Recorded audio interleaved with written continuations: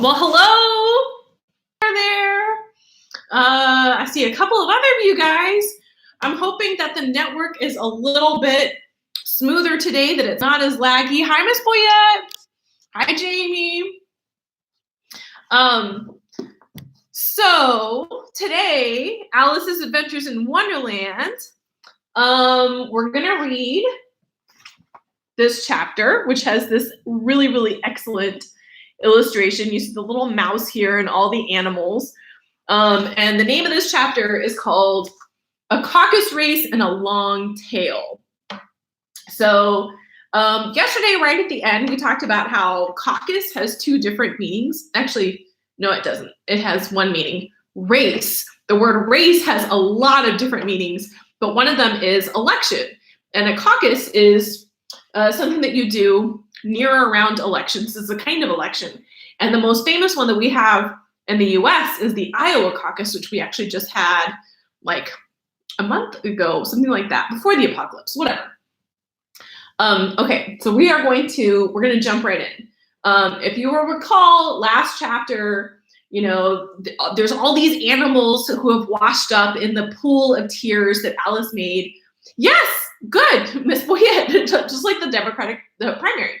But anyway, all of these animals have washed ashore after having to like swim around in the pool of tears that Alice cried when she was giant. I see Grant. Hi, Grant. Hey. Oh, you spell it in the Swedish way. That's fun. Okay. They were indeed a queer-looking party that assembled on the banks. The birds with draggled feathers, the animals with their fur clinging close to them, and all dripping wet, cross, and uncomfortable. Hang on, I'm distracted. Claire, I'm so startled. I'm gonna have to put you guys on pause for just a second because there's somebody at my door. Hold on.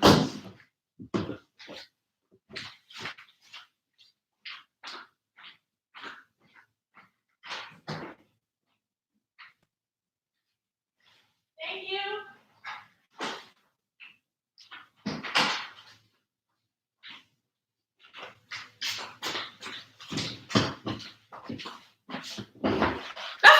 Okay, I was just the Amazon guy.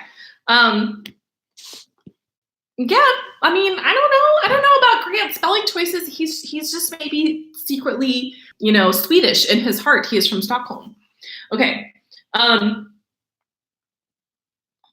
Anyway, the first question was, of course, how to get dry again. They had a consultation about this, and after a few minutes, it seemed quite natural to Alice to find herself talking familiarly with them, as if she had known them all her life.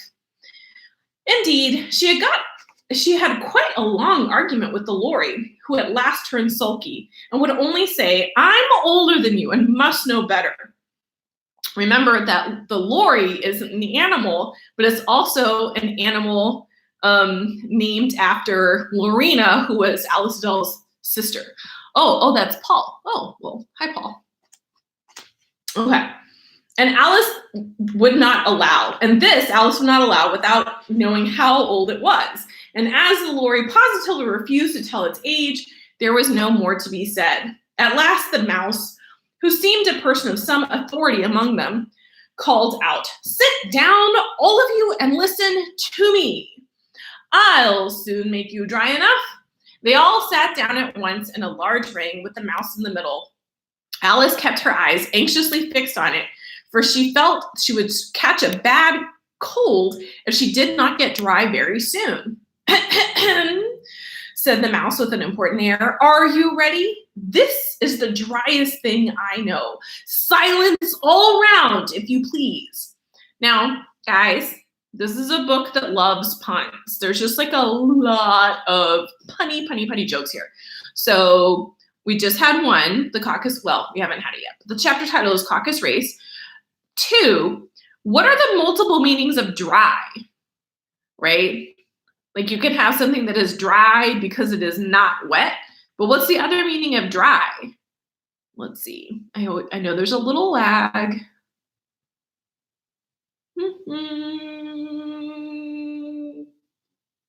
I can't tell if y'all don't know, which is not likely, or there's just a lag. Anyway, another meaning for dry, yeah, exactly. Clear is just not interesting, something that's boring. So all these little animals are sopping wet and they need to dry off. So the mouse is going to be really, really dry. Oh, yeah, there's Dr. Rutledge. This is boring. Okay. So here's the mouse. William the Conqueror, whose cause was favored by the Pope, was soon submitted to by the English, who wanted leaders and had been of late much accustomed to usurpation and conquest. Edwin and Morcar, the Earls of Mercia and Northumbria.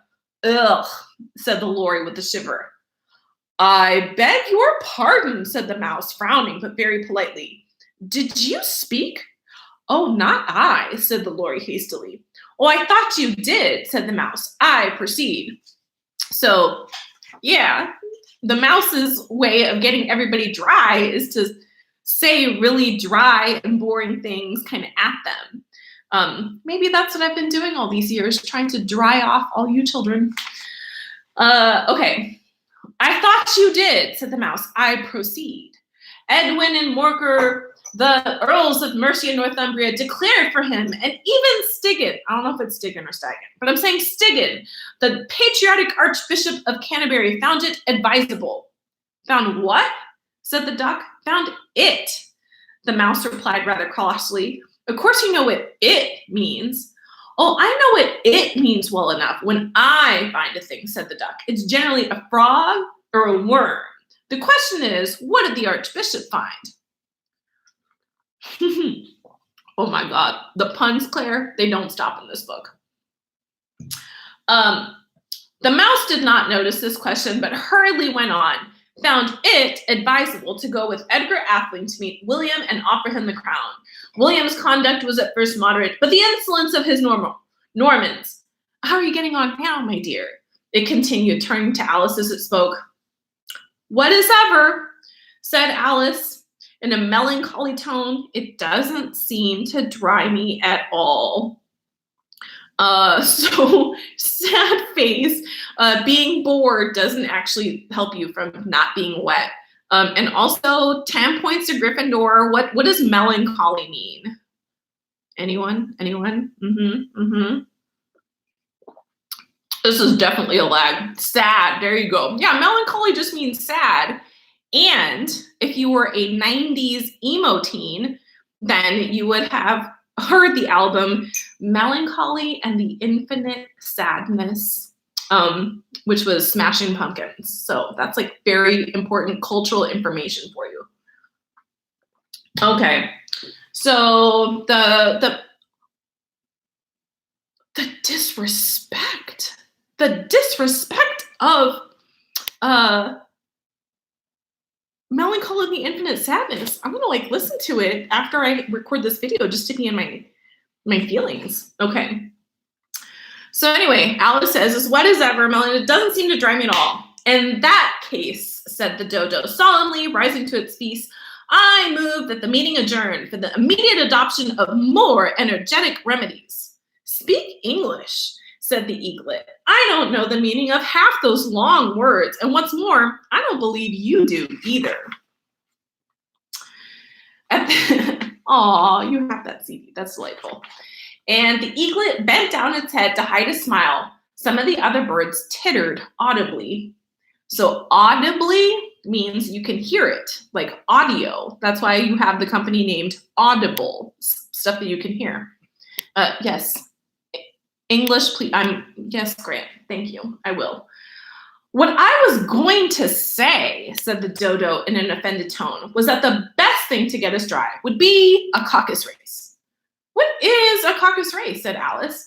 Not that she much wanted to know, but the dodo had paused as if it thought that somebody ought to speak, and no one else seemed inclined to say anything, which I know for a certainty is definitely you guys in class when the teacher does the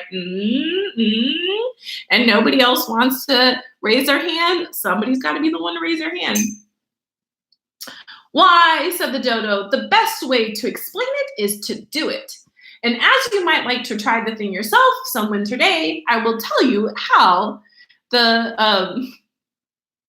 oh, okay, all right, that makes sense. I will tell you how the dodo managed it. First, it marked out a race course in a sort of circle. The exact shape doesn't matter, it said. And then all the party were placed on the course here and there. There was no 1, 2, 3, and away, but they all began running when they liked, and they left off when they liked, so that it was not easy to know when the race was over. However, when they had been running half an hour or so, they were quite dry again. And the dodo suddenly called out, "The race is over!" And they all crowded round it, panting and asking, "But who has won?" This reminds me very much, my little nephew, my cousin's kid, when he was 3, was on a 3-year-old soccer team. And that is exactly how the 3-year-olds played. Like, they all go at the same time, they'd start, stop, whatever, but then like they all want to know who won. It's adorable. This question the dodo could not answer without a great deal of thought, and it stood for a long time with one finger pressed upon its forehead, the position in which you usually see Shakespeare in pictures of him. Or maybe it's like this. I don't know. We should all do the pose. While the rest waited in silence. At last, the dodo said, "Ha! Everybody has won, and all must have prizes. But who is to give the prizes?" Quite a chorus of voices asked. "Why, she, of course," said the dodo, pointing to Alice with one finger. And the whole party at once crowded around her, calling out in a confused way, "Prizes, prizes!" Alice had no idea what to do, and in despair, she put her hand in her pocket and pulled out a box of comfits. Luckily, the salt water had not got into it, and handed them round as prizes. There was exactly one apiece all round. So number 1, a comfit, it's a sweet. So it's a sweet, and it has like nuts and I think maybe raisins. I can't remember what all. But she has them in her pockets and she passes them out. So probably, not super hygienic, but tasty. But if she gives out all the prizes, then there's no prize for her. But she must have a prize herself, said the mouse. "Of course," said the dodo, replied very gravely. "What else have you got in your pocket?" It went on, turning to Alice. "Only a thimble," said Alice sadly. "Well, hand it over here," said the dodo. And y'all know what a thimble is, right? Like whenever you sew, which you should learn to sew. It's a life skill. Maybe that's what you should all be doing while we're socially distancing.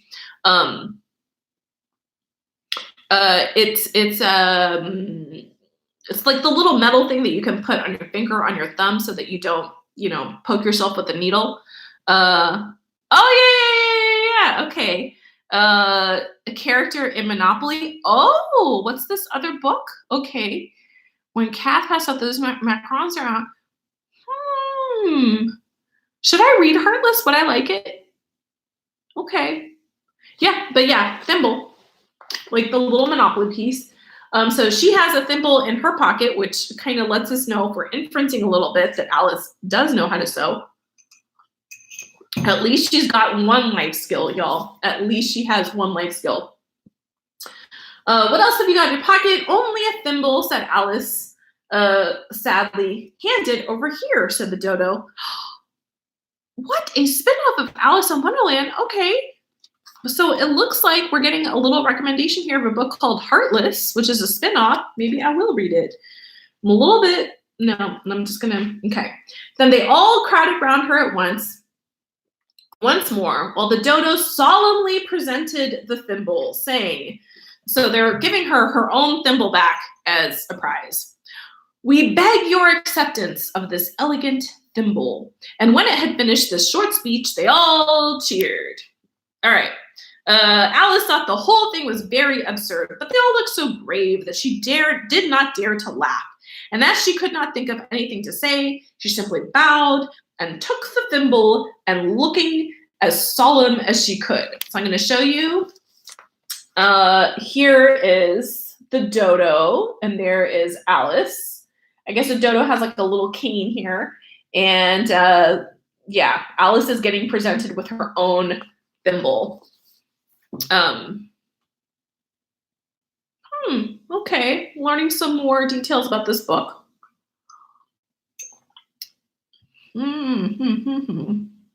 Okay. The next thing was to eat the comfits. This caused some noise and confusion as the large birds complained that they could not taste theirs, and the small ones choked and had to be patted on the back. However, it was over at last, and they sat. It is, you hate C and D, she added in a whisper, half afraid it would be offended again. And of course, like the C and D that she's referring to are cat and dog. Mine is a long and sad tale, said the mouse, turning to Alice and sighing. And of course, like, it's another pun, because, you know, a tale is a story, but then also the mouse is a tail. Tail, get it?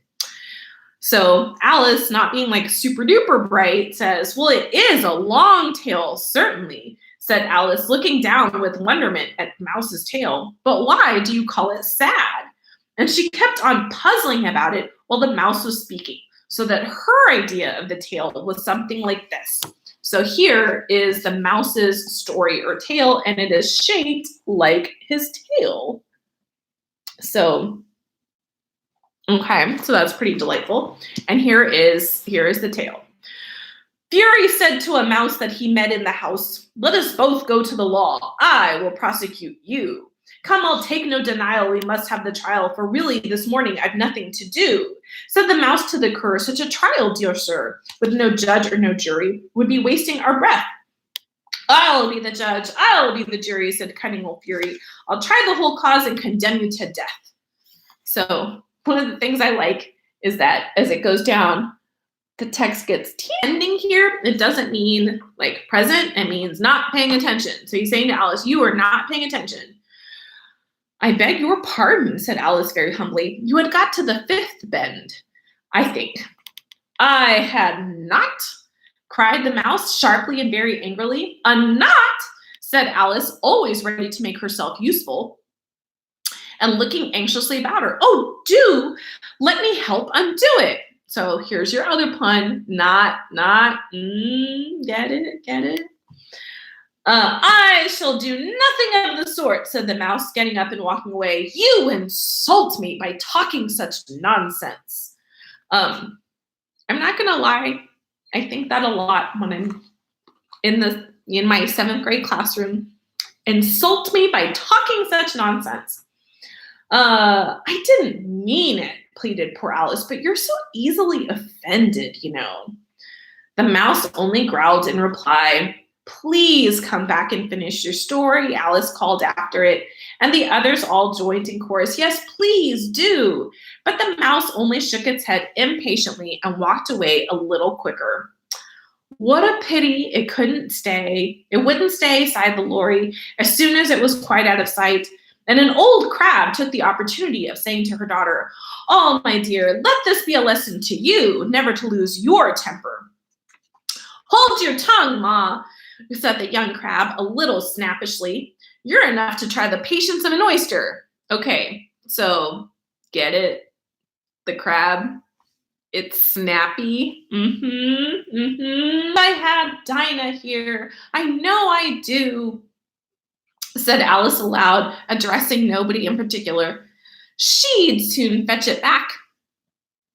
And who is Dinah, if I might venture to ask the question? Said the Lory. Alice replied eagerly, for she was always ready to talk about her pet. Dinah's our cat, and she's such a capital one for catching mice. You can't think. And oh, I wish you could see her look after the birds while she'll eat a little bird as soon as look at it. Guys, you're distracting me a little bit there in the chat box, okay? So here's Alice, and you know, she's talking to the little birds, and she's kind of threatening the little birds with her cat, which, you know, she's done a couple of times. Alice is like a little bit aggressive with these animals. The speech caused a remarkable sensation among the party. Some of the birds hurried off at once. One old magpie began wrapping itself very carefully, remarking, oh, I really must be getting home. The night air doesn't suit my throat. And a canary called out in a trembling voice to its children, come away, my dears. It's high time you were all in bed. On various pretexts, they all moved off, and Alice was soon left alone. I wish I hadn't mentioned Dinah, she said to herself in a melancholy tone. Nobody seems to like her down here, and I'm sure she's the best cat in the world. Oh, my dear Dinah, I wonder if I shall ever see you any more. And here poor Alice began to cry again, for she felt very lonely and low-spirited. In a little while, however, she again heard a little pattering of footsteps in the distance, and she looked up eagerly, half hoping that the mouse had changed his mind and was coming back to finish his story. So that is the end of chapter 3. And I think that we should end there because this was a long video today. So tomorrow we will start with chapter 4. The rabbit sends in a little bill. Okay, yeah, tell me your question. I see Meredith there. Yay, Meredith. We need to read. So guys, Meredith Goldstein is a writer, and she wrote a really great YA book, which we should probably read in these nerd hangouts. But Meredith, what's your question, pal?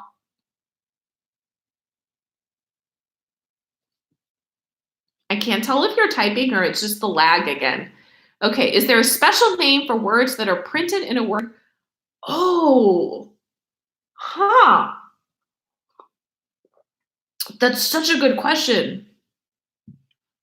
Oh, one, yes, Claire. Yes, this was the writer of chemistry lessons. And 2, I'm thinking of, I mean, 1, I don't know, but 2, I know exactly what you mean. Where it's in these different, yes. You know what else is that the book that I had planned on reading, in addition to this, Kwame Alexander's Crossover has a lot of that, where he stretches out words, he puts them in different, but like messing with the type. Yeah, that's such an interesting question, Meredith. I'm stumped, but let's find out. Or let's see, like, Claire, Paul, Grant, who can be the first one to figure. Oh, there's Dr. Rutledge. Yeah. Yeah, Crossover has, actually, I'm trying to think if Crossover has actual shape poems because it has so many different forms. Okay, Claire, let me unconfuse you. So number 1, what Dr. Rutledge is talking about, a shape poem, is exactly what it sounds like. So let's say that I'm going to write a beautiful poem about an apple, and I write my poem in the shape of an apple, or I write a love poem and I write my poem in the shape of a heart, right? So this is often used as an example of a shape poem, but it's not strictly a poem. It's a story, right? So we said that the tale was another word for story. And so what kind of Meredith and Dr. Rutledge are trying to suss out here is, it's not strictly a shape poem, but there is, there are some times when writers will, and this isn't like a new thing, for hundreds and hundreds of years, since writers have been able to print out their text instead of writing it out by hand, they sometimes will mess with the spacing or the shape of the letters in the type to kind of add meaning to what they're doing. Let's see. And Miss Boyette, anything by Kwame Alexander, I recommend. He's just a really great writer. And yep, Meredith, I see what you're saying. And yeah, let's figure that out. But really, when I say we, I mean the kids. So Grant, Paul, Claire, that's you guys. Here we go.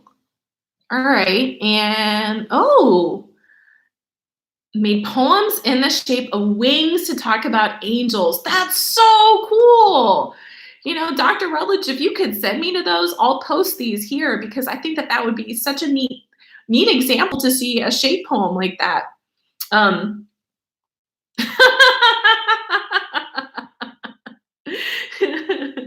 Okay, Grant and Claire, you're cracking me up, but I'm about to wrap it up. So tell me what you need to tell me. What's up? Grant, I can't tell if you're volunteering or you're raising your hand. I'm like, okay. You're always like, okay. All right. Hey guys, I'm gonna, oh, by the way, for the other video, I did post on Facebook, but I'll post here on YouTube. The hippopotamus eating that watermelon like in one bite. That's pretty awesome. Oh, okay, that's great waving. All right then. Bye guys. Bye everybody. This is super fun. And I'll see you guys tomorrow, huh? All right, be good. Eat your fruits and vegetables. Be nice to your families. And go outside if you're able, okay? All right, bye guys.